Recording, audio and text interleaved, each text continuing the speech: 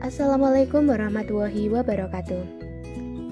Perkenalkan, nama saya Arum Nabila Rizky dari Tadris Matematika Institut Agama Islam Negeri Kediri. Di presentasi kali ini, saya akan menjelaskan tentang teori perkembangan kognitif menurut beberapa ahli. Sebenarnya ada banyak sekali tokoh-tokoh yang mengemukakan tentang teori perkembangan kognitif. Di presentasi kali ini, kita akan membahas dua tokoh. Yang pertama, yaitu Sigmund Freud. Sigmund Freud lahir di Pribor, Ceko pada tanggal 6 Mei 1856. Teorinya berupa teori psikoseksual, menggunakan landasan pemikiran perkembangan individu dari energi psikis berupa libido. Menurut Sigmund Freud, masa kanak-kanak mempunyai peranan yang menentukan dalam timbulnya neurosis pada tahun selanjutnya.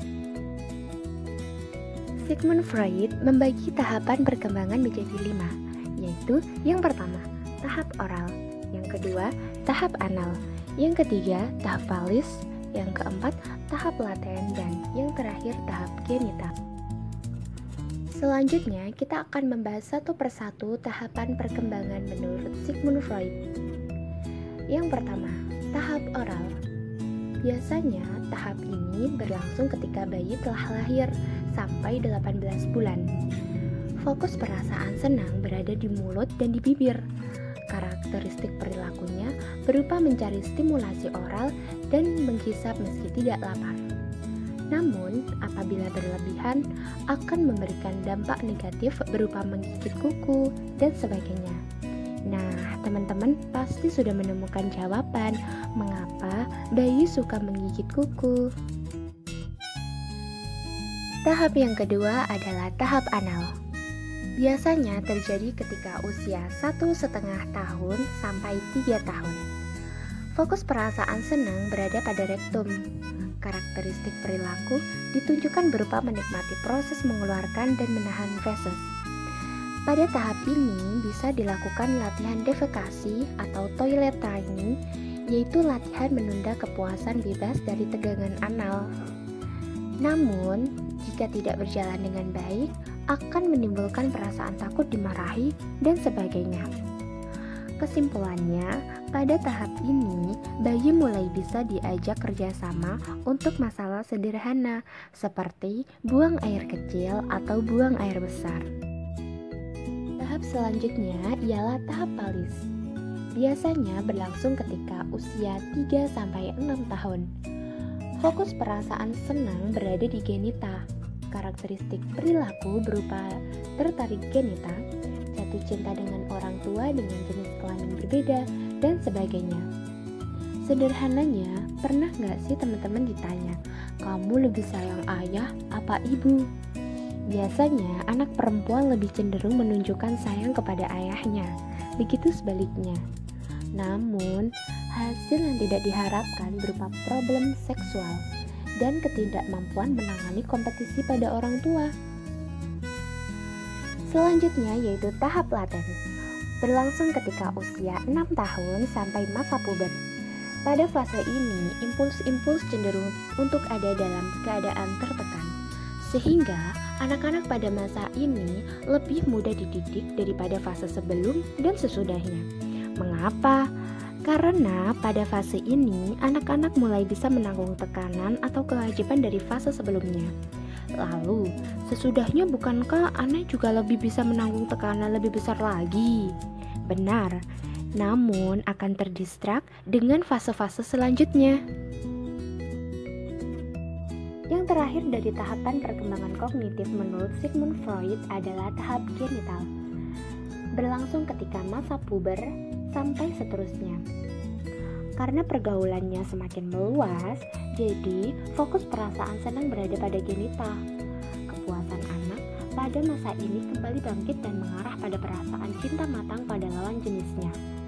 Karakteristik perilaku ditandai dengan membangun hubungan dengan lawan jenis. Tokoh selanjutnya yaitu Erich H. Erikson. Lahir di Frankfurt, Jerman pada tanggal 15 Juni 1902. Teori perkembangannya yaitu teori perkembangan psikososial berkaitan dengan prinsip perkembangan psikologi dan sosial. Teori ini merupakan pengembangan teori psikoseksual Sigmund Freud. Ngomong-ngomong, apa hubungannya Sigmund Freud dan Erik H. Erikson? Jadi, singkatnya, Erik H. Erikson merupakan teman dari Anna Freud. Nah, Anna Freud merupakan anak dari Sigmund Freud. Itulah yang menjadi alasan Erik H. Erikson tertarik untuk melakukan penelitian mengenai perkembangan kognitif pada anak. Berbeda dengan Sigmund Freud, Erik H. Erikson berpendapat bahwa ada 8 tahap perkembangan pada manusia. Nah, apa saja tahapannya? 8 tahap menurut Erik H. Erikson yaitu: yang pertama, kepercayaan versus ketidakpercayaan. Yang kedua, kemandirian versus keraguan. Yang ketiga, inisiatif versus rasa bersalah. Yang keempat, kerja keras versus inferior. Yang kelima, identitas versus kebingungan identitas. Yang keenam, keintiman versus isolasi. Yang ketujuh, kreativitas versus stagnasi. Dan yang terakhir yaitu integritas versus keputusasaan. Tahapan yang pertama menurut Erik H. Erikson adalah percaya versus tidak percaya. Tahapan ini berlangsung ketika usia 0-1 tahun. Karena bayi belum mampu melakukan berbagai macam hal, sehingga yang dilakukan hanya percaya. Belajar untuk mempercayai orang lain, pemenuhan kepuasan dari pengasuh atau orang tua, tentang kebutuhan.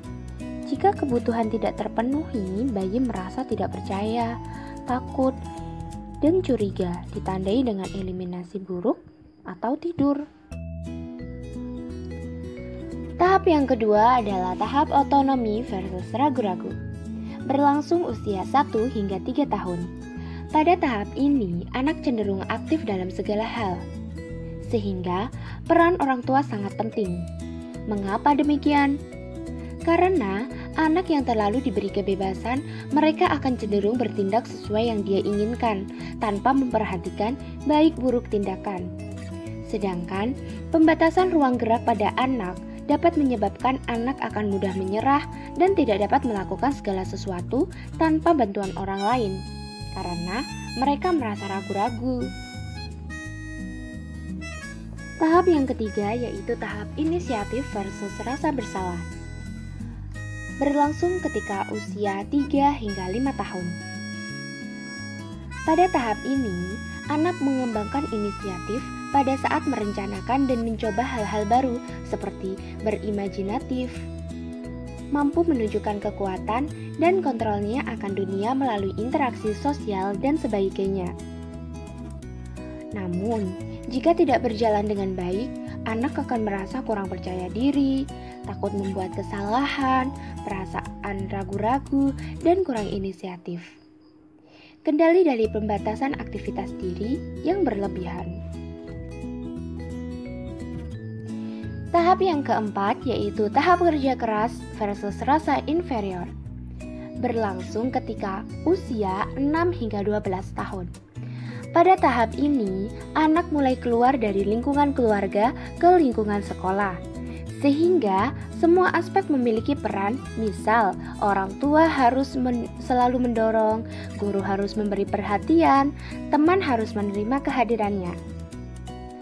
Anak dituntut untuk dapat merasakan bagaimana rasanya berhasil melalui tuntutan. Jika anak tidak dapat meraih sukses, karena mereka merasa tidak mampu atau inferioritas, anak dapat mengembangkan sikap rendah diri. Tahap yang kelima yaitu tahap identitas versus kebingungan identitas. Berlangsung usia 12 hingga 20 tahun. Pada tahap ini, pergaulan semakin meluas, sehingga anak seharusnya harus sadar akan diri sendiri dan bermaksud untuk mengaktualisasi kemampuan diri sendiri. Namun, bagi mereka yang tidak yakin akan kemampuan diri sendiri, akan muncul rasa tidak aman dan bingung terhadap diri sendiri dan masa depannya. tidak mampu membuat keputusan sendiri, bahkan terdapat perilaku antisosial. Nah, jika teman-teman berada di tahap ini, kira-kira teman-teman yang mana? Tahap yang keenam yaitu tahap keintiman versus isolasi. Berlangsung di usia 18 hingga 25 tahun. Kenapa tahap ini dimulai di usia 18 hingga 25 tahun? Bukannya tahap sebelumnya selesai di umur 20 tahun? Benar. Memang ada beberapa tahap yang berjalan secara bersamaan. Contoh sederhananya bisa dilihat di kehidupan nyata, yang mana banyak di antara kita menjalin hubungan dengan orang spesial, tapi di samping itu ia juga mencari jati dirinya. Karena esensi dari tahap ini ialah memiliki hubungan yang intim dengan orang lain, memiliki komitmen terhadap pekerjaan dan hubungan. Namun, jika tidak berjalan dengan baik, akan menimbulkan hubungan impersonal, menghindari komitmen dalam hubungan, karir atau gaya hidup. Seseorang yang tidak bersedia atau tidak mampu dalam berbagi mengenai diri sendiri akan merasa sendiri. Tahap yang ketujuh ialah tahap generativitas versus stagnasi. Berlangsung di usia 25 tahun hingga 40 tahun. Generativitas adalah keinginan untuk merawat dan membimbing orang lain. Mereka membangun hidupnya berfokus terhadap karir dan keluarga, mengekspresikan kepedulian kepada dunia di masa yang akan datang. Namun, kebalikan dari generativitas yaitu stagnasi adalah perhatian yang berlebihan pada dirinya atau perilaku merusak lidah anaknya dan masyarakat. Mereka yang gagal pada tahap ini akan merasa tidak produktif. Tahap yang ke-8 yaitu tahap integritas versus keputusasaan. Berlangsung pada usia 60 tahun ke atas. Mereka yang berada pada tahap ini cenderung melakukan cerminan diri terhadap masa lalu, serta penerimaan akan kematian. Namun, mereka yang tidak berhasil pada fase ini akan merasa bahwa hidupnya percuma dan mengalami banyak penyesalan, merasa kehilangan, serta memandang rendah orang lain. Baik teman-teman, kira-kira seperti itu penjelasan mengenai teori perkembangan kognitif menurut beberapa ahli. Cukup sekian presentasi dari saya. Mohon maaf apabila ada kesalahan baik tutur kata atau tulisan. Wassalamualaikum warahmatullahi wabarakatuh.